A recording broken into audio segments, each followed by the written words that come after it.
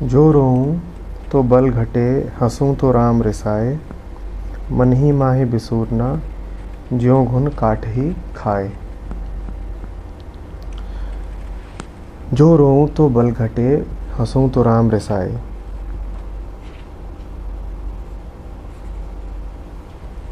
रोने और हंसने से अर्थ क्या है, समझेंगे थोड़ा।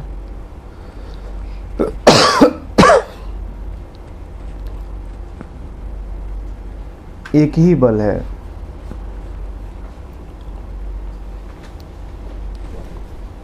राम का बल, आत्मबल, परम का बल, पूर्ण का बल, स्रोत का बल। मन जब रो रहा है तब मन कह रहा है कि वो परम है ही नहीं, ये मन की धारणा है। मन जब रो रहा है तब मन की धारणा है कि वो परम है ही नहीं, अन्यथा रो कैसे सकता था। एक रोता हुआ मन बड़ा नास्तिक होता है। रोने का अर्थ ही है कुछ कम हो गया, कुछ खो गया। और जिसके पास वो पूर्ण है, वो परम है, वो कैसे कह देगा कि कुछ खो गया, कुछ कमी आ गई, नुकसान हो गया। रोने का अर्थ ही यही है कि तुमने इधर उधर की चीज़ों को बहुत महत्वपूर्ण मान रखा था, अब जब वो खो गई हैं तो तुम रोए पड़े हो। जो असली है वो तो खो सकता नहीं, तो इस कारण जो असली के साथ रहेगा उसको कभी रोने की स्थिति आएगी ही नहीं। जो रोऊं तो बल घटे, रोने का अर्थ ही यही है कि जो असली बल था तुम उससे दूर हो गए हो, वरना रोते कैसे।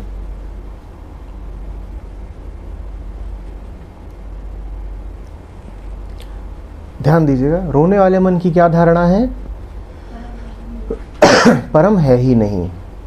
अब आते हैं हंसते वाले मन पे। हंसने वाले मन की दूसरी धारणा है। हंसने वाले मन की धारणा है परम कोई वस्तु है। हंसने वाले मन की धारणा है परम कोई वस्तु है जो मुझसे बाहर है और जिसे प्राप्त किया जा सकता है, और मैंने उसे प्राप्त कर लिया और अब मैं हंस रहा हूं। घूम फिर करके बात ये वही कह रहा है जो रोता हुआ मन कह रहा है, पर कहने में अभी भी अंतर है।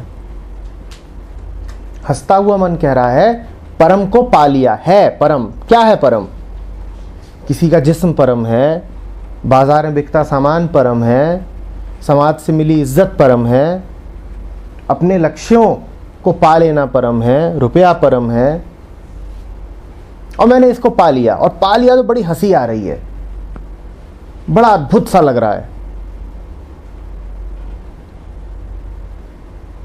रोने वाला मन कह रहा है परम है ही नहीं। हंसने वाला मन कह रहा है वस्तु ही कोई परम है,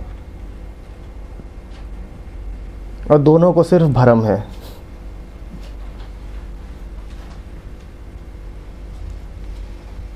जो रोऊं तो बल घटे, बल का घटना लाजिमी है।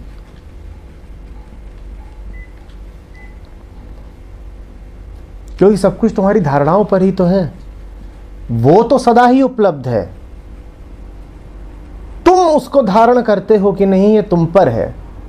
तुमने यदि धारणा ही बना रखी है कि सत्य ऐसा कुछ होता ही नहीं, मात्र संसार ही सब कुछ है, तो अब कहां से पाओगे बल। अब अगर जिंदगी डरी डरी और कमजोर बीते तो इसमें ताज्जुब क्या है। रोते रहोगे, शिकायतें करते रहोगे, ताकत नहीं रहेगी। क्योंकि जो भी ताकत होती है वो तुम्हारी तो होती नहीं है, वो तो उसी की होती है। और उसकी ताकत तुम्हें उपलब्ध होगी ही नहीं जब तुम कह दोगे कि वही नहीं है। वही है ताकत का स्रोत, और तुमने उसके ही होने से इनकार कर दिया, तो अब तुम बलहीन ही तो रहोगे ना। जो रोऊं तो बल घटे, तुम रोए नहीं कि तुम नास्तिक हो गए। और कहां नास्तिक के पास बल आएगा। हंसूं तो राम रिसाए। किस खुशी में हंसते हो? इसी खुशी में हंसते हो ना, कुछ मिल गया। कुछ मिल गया कहने का अर्थ ही यही है कि वो पहले से ही मिला हुआ नहीं था।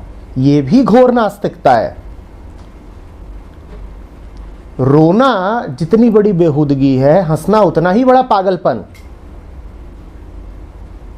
क्योंकि हंसने का अर्थ ही है कि मन को उसकी इच्छित वस्तु मिली, इस तभी तो हंसता है मन। मन ने कुछ वस्तुओं को ही परम का पर्याय मान लिया, पर्याय ही नहीं विकल्प मान लिया। भूल में मत रहिएगा, ये पहले भी कहा है, दोहरा रहा हूं, हंसने में कोई बड़ी बात नहीं है। हंसना कुछ विशेष नहीं है, उसमें कोई गुणवत्ता नहीं है। जिन्होंने जाना है उन्होंने साफ साफ देखा है कि एक ही द्वैत के दो सिरे हैं, रोना और हंसना। पर चूंकि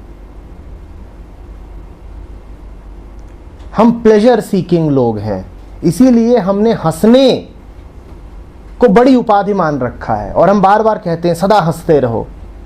कोई रो रहा होगा तो मुझसे पूछेंगे क्या हो गया, क्या बीमारी है। और अगर कोई अकारण ही व्यर्थ ही हंसता रहता हो तो मुझसे पूछते ही नहीं कि क्या बीमारी है, क्यों हंसे जा रहे हो।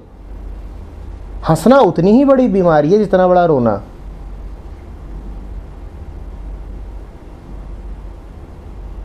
जो रोऊं तो बल घटे, हंसूं तो राम रिसाए।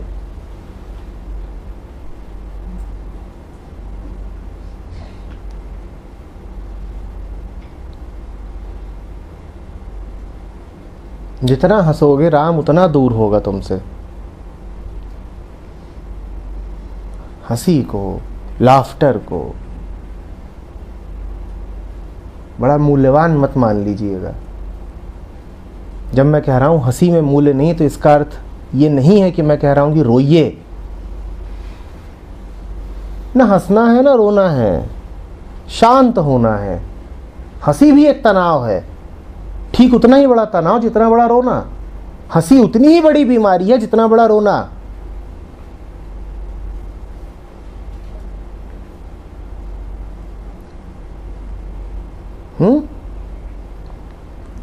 हर द्वैत के साथ यही है। उसके एक सिरे पे बल घटेगा और दूसरे सिरे पे राम रिसाएगा।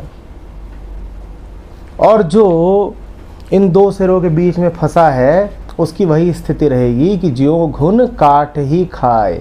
बाहर बाहर से वो हो सकता है कि साबुत दिखाई दे, पर उसका दिल छलनी हो चुका होगा, जैसे कि काठ जिसे घुन लग गया हो।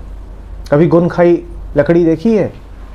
बाहर बाहर से ऐसा लगेगा ठीक है, पर ज्यों ही उस पर ज़रा जोर पड़ेगा, ज्यों ही स्थितियां उसकी ज़रा परीक्षा लेंगी, वो चरमरा के टूट पड़ती है। उसमें कोई दम नहीं होता, उसकी अपनी कोई ताकत नहीं होती।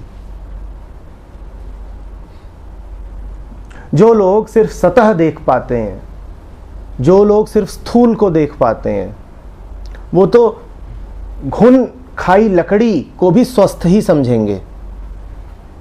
वो तो यही कहेंगे सब ठीक है, नॉर्मल है, बढ़िया तो है, चिकना चेहरा है, दो आंखें हैं, एक नाक है, एक होंठ है, क्या दिक्कत है। उन्हें ये दिखाई ही नहीं देगा कि इसके दिल में सुराख ही सुराख है,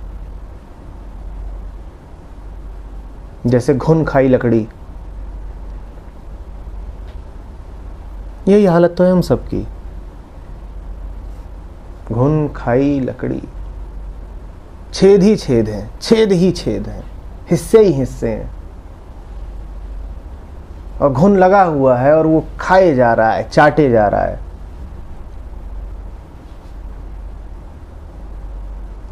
और बड़ा चालाक घुन है, अंदर अंदर चाटता है।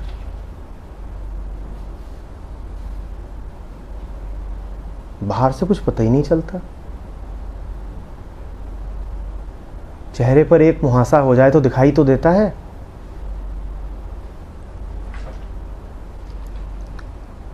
यहाँ तो मन टुकड़े टुकड़े हुआ पड़ा है पर दिखाई नहीं देता।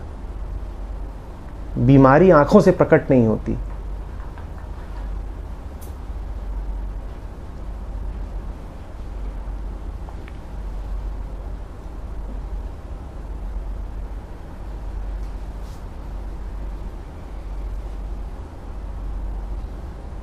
एक ही इलाज है, न इधर के रहो न उधर के रहो। इसी द्वैत से उठ जाने को बुद्ध ने मध्यम मार्ग कहा है। मध्यम मार्ग का मतलब ये नहीं है कि इसके और उसके बीच में आके बैठ गए। मध्यम मार्ग का अर्थ यही है कि न हंसना है न रोना है। पागल मत बन जाइएगा कि बुद्ध कह रहे हैं कि इनके बीच की किसी हालत में रहना है। मध्यम मार्ग है भाई, या थोड़े समय के लिए हंसना है, थोड़े समय के लिए रोना है। मध्यम मार्ग का अर्थ है द्वैत के न इस सिरे पे हैं न उस सिरे पे हैं, न इस ध्रुव पे हैं न उस ध्रुव पे हैं। हम किसी और आयाम में हैं। हम उस तल पर हैं ही नहीं जिस तल पर हंसा जाता है या रोया जाता है। हम किसी और तल पे पहुंच गए हैं।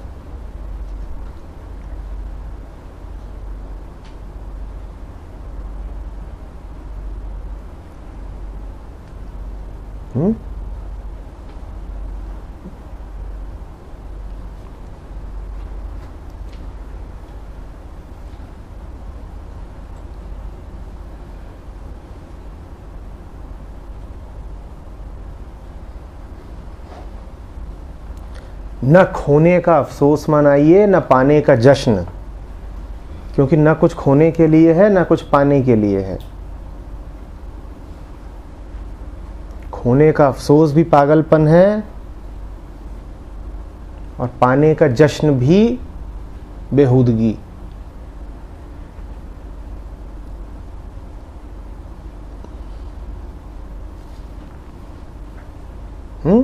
और आदमी का जीवन इन्हीं दो चीजों में बीतता है। सारी कोशिश ही यही है, या तो कुछ खो न जाए या फिर कुछ पालूं। दो ही तो चेष्टाएं होती हैं हमारी। दुख से बचो सुख से पाओ,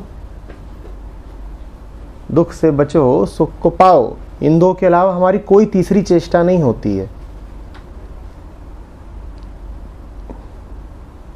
और ये दोनों ही चेष्टाएं मन की इसी धारणा से निकलती हैं